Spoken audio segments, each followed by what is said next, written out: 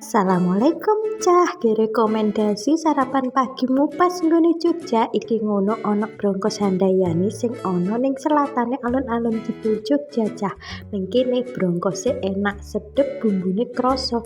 Dan ki ya awakmu lek rene kudu sabar, kudu ngantri soalnya mesti ndek kene iki rame pol. Brongkos Handayani iki Cah bukake mulai jam 8 isuk sampai jam 4 sore. Ndek kene regone ki yo termasuk murah Cah, mulai saka 17 ribuan tok awakmu iso menikmati seporsi brongkos sing enak. Dan pilihan brongkosnya ya macem-macem Cah, ono tahu, daging, koyor, telur, wis pokoke iki ya nyesuaikne seleramu.